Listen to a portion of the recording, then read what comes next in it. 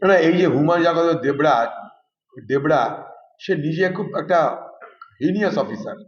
সে আমাকে খুন করানোর চেষ্টা করেছিল জেলখানার মধ্যে আসামিদেরকে ফিট করে। চ্যালেঞ্জ করলে আমাকে যখন তদন্তকারী আসুক সব বলতে পারবো আমি, আপনাদের মিডিয়ার সামনে বলছি। ও যখন এখানকার এসপি ছিল, ওই হুমায়ুন কবির, আজকে ডেবরার না গাবড়ার কোট বিধায়ক, একটা হিনিয়াস এলিমেন্ট। সে জেলখানার মধ্যে ক্রিমিনালদের সঙ্গে দিনের পর দিন মিটিং করে অধীর চৌধুরীকে খুন করতে চেয়েছিল মমতা ব্যানার্জির নির্দেশে।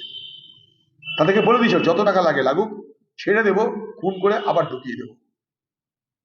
এই সেই হুমায়ুন, যার আমলে এই মুর্শিদাবাদে প্রথম আমাদের কংগ্রেসের এমএলএ কে ভাঙানো শুরু হয়েছিল।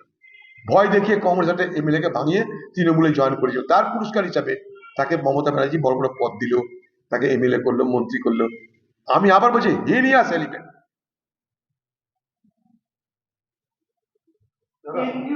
ডেবরার হুমায়ুন কবির কথা বলছি, কিন্তু আমি আমি মুর্শিদাবাদের হুমায়ুনের কথা এই প্রসঙ্গে আনছি না।